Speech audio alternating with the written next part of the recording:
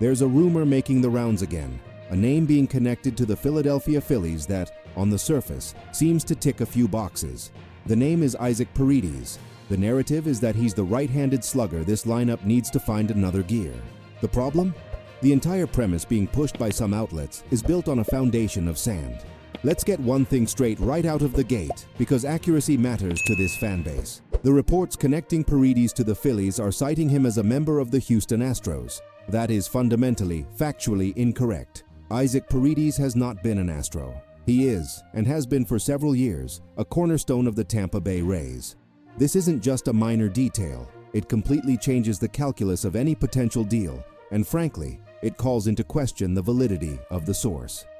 But let's play ball. Let's operate in the world of hypotheticals for a moment and dissect the player, not the flawed rumor. Should Dave Dombrowski be on the phone with the Tampa Bay Rays about Isaac Paredes? Does he solve a problem that actually exists for the 2026 Philadelphia Phillies? The argument for Paredes is obvious, and it's seductive. He's a 27-year-old infielder with legitimate 30-homer potential from the right side of the plate. His entire offensive profile is seemingly tailor-made for Citizens Bank Park. He's a dead-pull fly ball hitter. His spray chart looks like a love letter to the short porch in left field. Last season with the Rays, he continued to show an elite feel for the strike zone, posting a chase rate well below league average while punishing mistakes. His barrel rate and hard hit percentage are consistently in the upper echelon of the league. You put that bat between, say, Bryson Stott and Brandon Marsh, and you're adding a significant power threat. He's also not just a DH. He can handle third base and has logged innings at first and second. That versatility is a valuable commodity for a Rob Thompson-led team that values flexibility. So, the on-paper fit, the raw power, the right-handedness, it all looks appealing. It's the kind of move that generates headlines and sells tickets. But we're not here for headlines. We're here for a pennant. And when you dig past the surface, a trade for Isaac Paredes makes almost no sense for this organization right now. The primary justification for this move is the idea that the Phillies have a hole at third base, that Alec Bohm is a liability who needs to be upgraded. And that, right there, is where the argument completely falls apart. To suggest that Alec Bohm is a problem that needs solving is to fundamentally misunderstand his value to this club and his evolution as a player. Are we watching the same games? Alec Bohm has transformed himself from a defensive question mark into a perfectly average, and at times plus, defender at the hot corner. His defensive runs saved, DRS, have hovered around neutral for the past 2 seasons, a monumental achievement from where he started. He makes the routine play, and his internal clock on the infield has improved tenfold. Offensively, he is the antithesis of the all-or-nothing approach. He is the premier contact hitter and run producer in this lineup. While others hunt the launch angle, Bohm hunts line drives into the gaps. He is, year after year, one of the league's best hitters with runners in scoring position. That's not a fluke, it's an approach. He shortens up, uses the whole field, and focuses on making productive contact.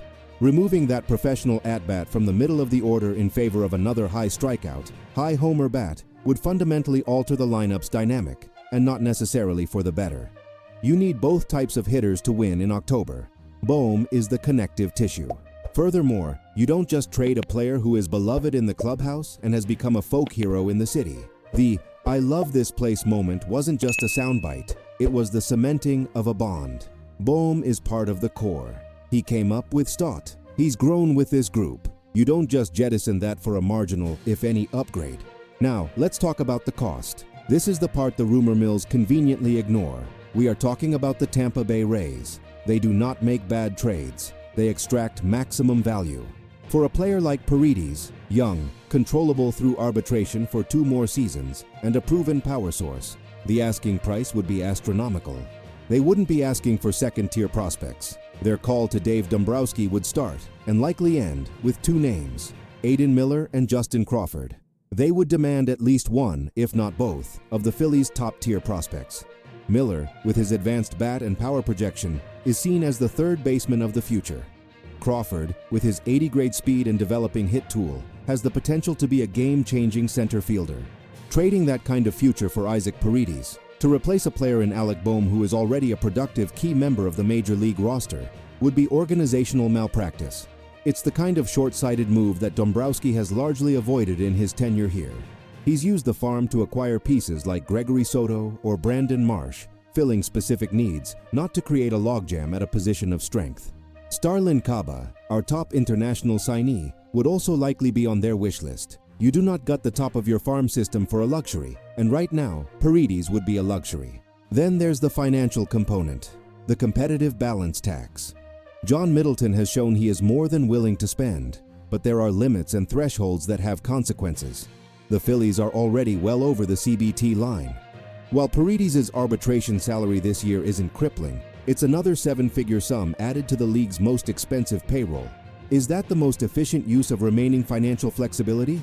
Or would that money be better served at the trade deadline to acquire a high-leverage bullpen arm for the postseason push? I'd argue for the latter. The difference between a lockdown eighth-inning reliever and a league-average one is often the difference between a division series exit and a parade down Broad Street. The truth is, if the Phillies are going to make a move for a right-handed bat, it shouldn't be for an infielder. The real question mark offensively lies in the outfield.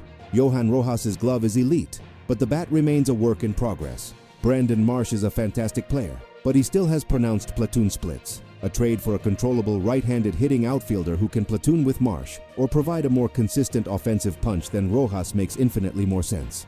That's where the front office's focus should be. So, when you hear the name Isaac Paredes, understand what it is.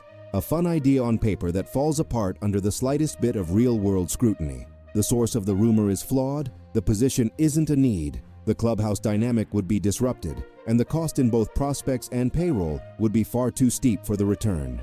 The Phillies are built to win now with Alec Bohm at third base.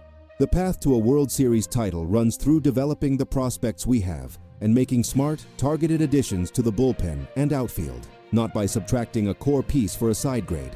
This team knows what it is. It's a veteran group with a clear identity. The focus isn't on flashy, nonsensical trades. It's on execution and getting the most out of the guys already in that clubhouse. That's my take on it. The insider view is that this is a non-starter. But what do you think? Do you disagree? Do you think the power of Paredes is worth the cost? Let me know your thoughts down in the comments. I read all of them. And if you appreciate this kind of deep dive analysis that cuts through the national media noise and gets straight to what matters for the Fightin Phils, do me a favor and hit that subscribe button. Give this video a like if you're riding with Alec Bohm. We're here all season long, breaking down every move as we push for another Red October.